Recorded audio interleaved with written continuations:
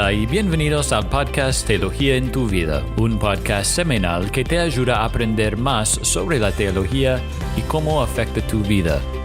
Yo soy Jason Wright. Y soy Eric Abishor. Y bueno, Eric, quiero presentar el tema de hoy.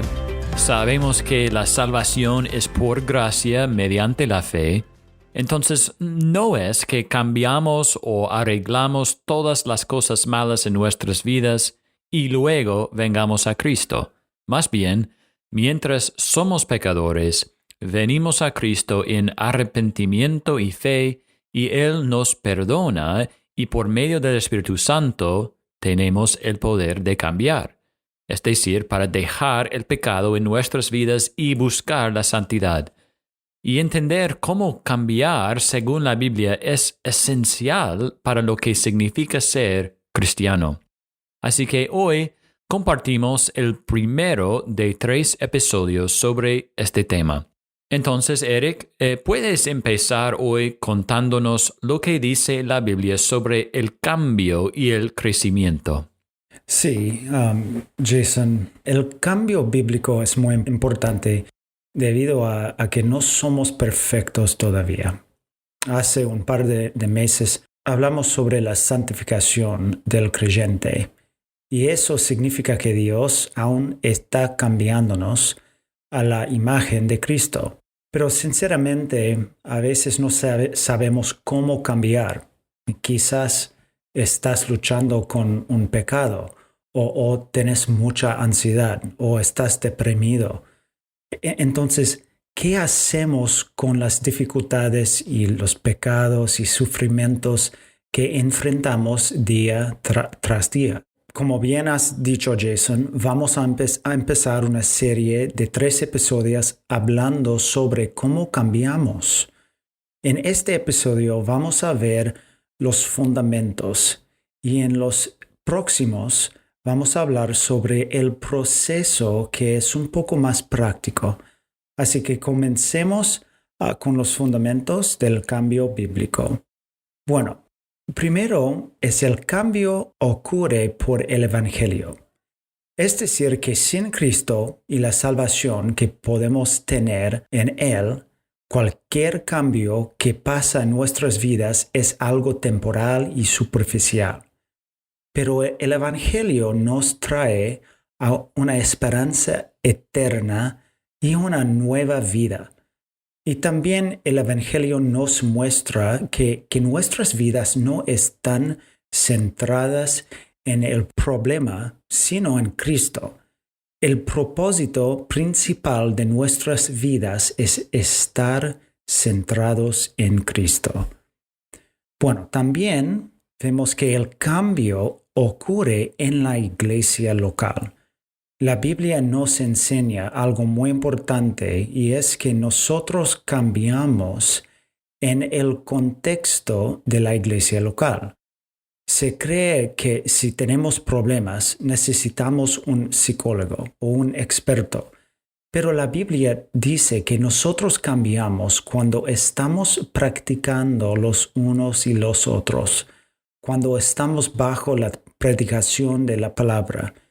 En resumen, Dios creó la iglesia y los miembros y los pastores para ayudarnos con cualquier problema y en el proceso de cambio.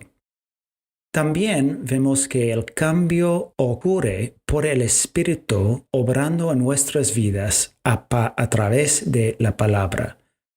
Nosotros creemos en la suficiencia de las Escrituras. Es decir, que la Biblia es todo lo que necesitamos para enfrentar los problemas espirituales y del alma.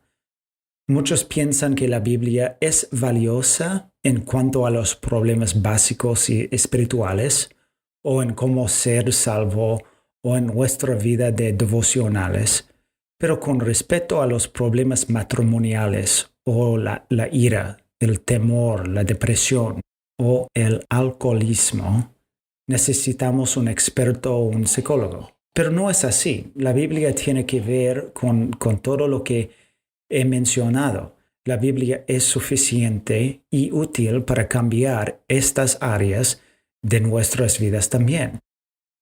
Hebreos capítulo 4, versículo 12 dice, porque la palabra de Dios es vida y eficaz, y más cortante que cualquier espada de dos filos, penetra hasta la división del alma y del espíritu, de las coyunturas y los tuétanos, y es poderosa para discernir los pensamientos y las intenciones del corazón.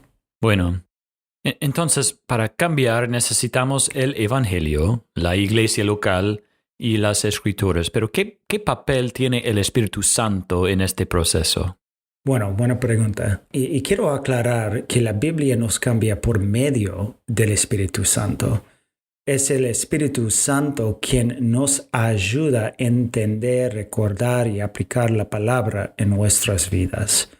Por ejemplo, hablando sobre el rol del Espíritu, Juan capítulo 16, versículo 13 dice, pero cuando Él, el Espíritu de verdad venga, los guiará a toda la verdad, porque no hablará por su propia cuenta, sino que hablará todo lo que oiga, y les hará saber lo que habrá de venir. Entonces, bueno, el Espíritu Santo tiene un rol muy importante. Bueno, también el cambio ocurre en el corazón. Normalmente cuando pensamos en nuestros problemas, pensamos en otras personas o en nuestras circunstancias o en nuestro pasado y culpamos a todo el mundo, pero raramente a nosotros mismos.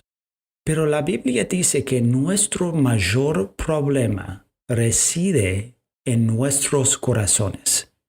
El corazón es la parte de nosotros que controla nuestras emociones, deseos, pensamientos y hechos.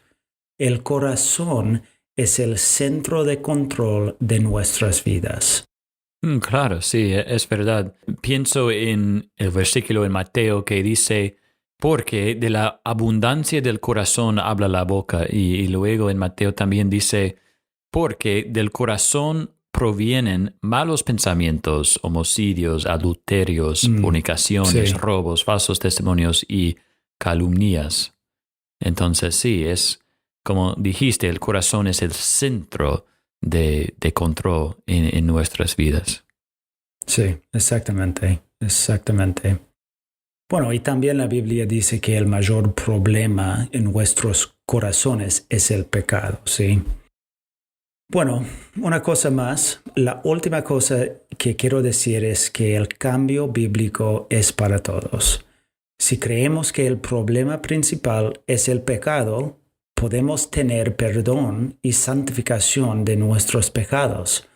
Algunas personas piensan para sí mismas, estoy más allá de toda esperanza. Nada ni nadie puede cambiarme. Y alguien ha dicho esto que es muy útil para nosotros. Ningún cristiano está tan atrincherado en el pecado, tan dominado por su pasado, genética o cualquier otra cosa, que no pueda ser cambiado por la obra del Espíritu Santo. Bueno, amén. Qué gran esperanza tenemos debido a la obra del Evangelio y del Espíritu Santo, ¿no? Y bueno, Eric, esta misma mañana estábamos hablando de nuestra batalla con el pecado y de lo fácil que es hablar sobre el pecado y la victoria sobre el pecado como si no hubiera esperanza.